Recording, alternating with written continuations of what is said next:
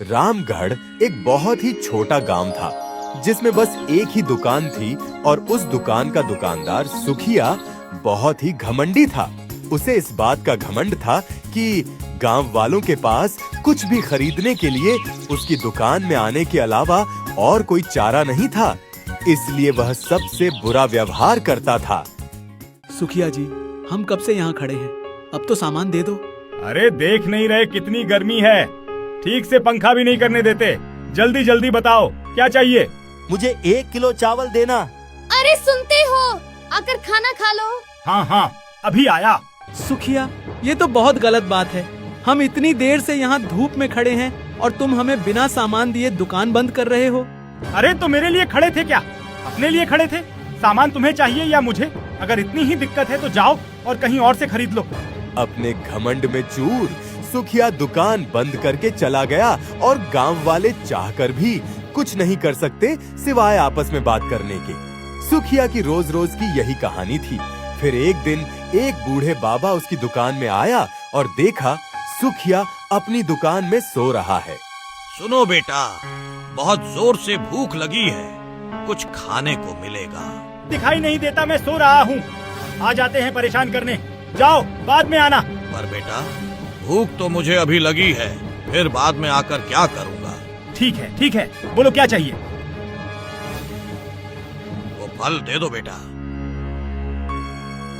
धन्यवाद बेटा, भगवान तुम्हारा भला करे, तुम पर उनकी कृपा बनी रहे। रुको, मुझे कृपा नहीं, पैसे चाहिए पैसे। इसके 20 रुपए हुए, चलो पैसे निकालो जल्दी। मैं तो एक गरीब बूढ़ा हूँ बेटे, मेरे पास पैसे नहीं हैं। क्या पैसे नहीं है? तो फिर यहाँ मुफ्त में मेरा समय बर्बाद करने आए हो? चलो जाओ यहाँ से, पता नहीं कहाँ कहाँ से चले आते हैं। पैसे ना मिलने पर सुखिया गुस्सा हो गया और बिना सोचे समझे बाबा से अपने फल छीन लिए और उसे वहाँ से जाने को कहा। तभी पीछे से मनोज आ रहा था और उसने सुखिया को ऐसा करते हुए देखा और तुरंत वहाँ गया। रुको सुखिया, तुम क्या कर रहे हो? एक भूखे बूढ़े बाबा का अपमान, ये अच्छी बात नहीं है। बूढ़ा हो या जवान, मुझे मेरे पैसे चाहिए। मैंने यहाँ कोई धर्मशाला नहीं खोल रखी जो मुफ्त में अपना सामान बांटता चलूं। तुम्हें पैसे चाहिए ना? मैं देता हूँ पैसे। चुपचाप बाबा के फल इन्हें वापस करो। मनोज गरीब जरूर था पर वो एक दयालु और अच्छा इंसान था। उसने सारे पैसे देकर सुखिया से फल खरीद लिए और वो फल बाबा को दे दिए। तुम बहुत भले इंसान हो बेटा, पर तुमने तो तुम्हारे सारे पैसे इसे दे दिए। अब तुम क्या करोगे? मेरा ध्यान ऊपर वाला रखेगा बाबा। आप भूखे हो, इस पैसे की ज्यादा जरूरत आपको है। आप ये फल खाइए। भगवान तुम्हारा भला करे, तुम्हें तुम्हारे अच्छे कर्मों का फल बहुत जल्दी मिलेगा। धन्यवाद बाबा। तुम्हारा कल्याण हो। बूढ़े बाबा वहाँ से मुस्कुराते हुए चले गए, पर किसी को ये पता नहीं बूढ़े बाबा कोई मामूली बाबा नहीं थे, बल्कि एक सिद्ध साधु बाबा थे जिसने मनोज के बर्ताव से खुश होकर उसे आशीर्वाद दिया। और जब मनोज वहाँ से कुछ ही दूर गया तो उसे एक पेड़ के नीचे एक पोटली मिली जिसके अंदर कुछ चमक रहा था। ये क्या है? इतने सारे सोने के सिक्के, पता नहीं ये किसका है। अरे कोई है? ये पोटली किसका है? कोई है?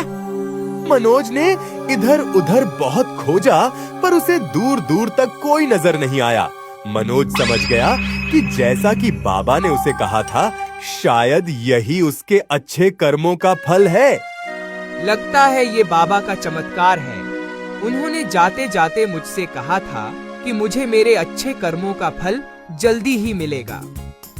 मनोज सोने के सिक्के से भरी पोटली लेकर वहाँ से चला गया और उसे बेचकर जो भी पैसे उसे मिले उसे उसने गांव में एक नई दुकान खोली जिससे लोगों को सुखिया जैसे घमंडी दुकानदार से छुटकारा मिल पाए।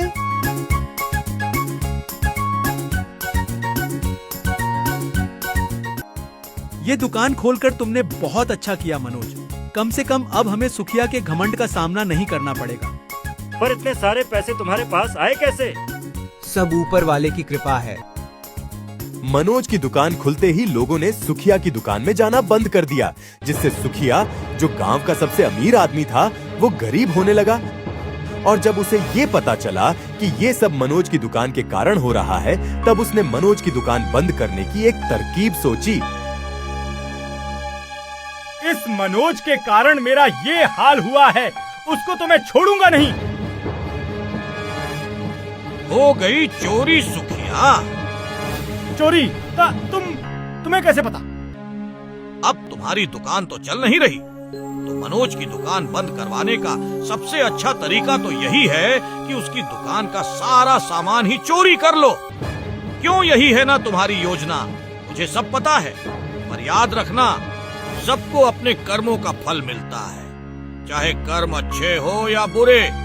साधु बाबा की बात सुनकर सुखिया आश्चर्यचकित हो गया, क्योंकि उसने जो बात सोची थी वो सारी बातें साधु बाबा को पहले से ही पता थी। कौन हो तुम? मैं हूँ महर्षि मलकम। उस बूढ़े बाबा की असलियत जानकर सुखिया के होश उड़ गए, क्योंकि ये कोई मामूली इंसान नहीं, बल्कि परम सिद्ध और चमत्कारी महर्षि मलकम थे, जिनके पास बहुत सारी शक्तियां थीं। मुझे माफ कर दीजिए महर्षि, बहुत बड़ी गलती हो गई मुझसे, जो आपको पहचान नहीं पाया और आपका अपमान किया। मैं हूँ या कोई और, तुम्हें किसी का अपमान करने का हक नहीं है सुखिया। अपने घमंड में तुम इतने चूर हो गए कि लोगों का अपमान करना तुम्हारी आदत बन गई। वहीं मनोज गरीब होते हुए भी अपनी हैसियत से बढ़कर भी लोगों की मदद करने से पीछे नहीं हटता। इसलिए तो वो अपने अच्छे कर्मों से फल से आज अमीर हो गया और तुम अपने बुरे कर्मों से गरीब हो गए। मुझे माफ कर दीजिए, मुझे अपना सबक मिल चुका है। अब मैं कभी किसी से बुरा व्यवहार नहीं करूंगा। ठीक है, इस बात को याद रखना और मनोज की दुकान का सारा सामान वापस रख दो। जो आज्ञा बाबा, आपका बहुत बहुत धन्यवाद। महर्षि मलकम वहां से गायब हो गए और सुखिया को उसका सबक मिल चुका था। उसने तुरंत चुराया हुआ सामान मनोज के दुकान में रख दिया और वहां से चला गया। उसके बाद सुखिया का घमंड हमेशा के लिए खत्म हो गया। धीरे धीरे उसके अच्छे व्यवहार के कारण लोग फिर से उसकी दुकान में आने लगे और अब रामगढ़ में 2 दुकान थे।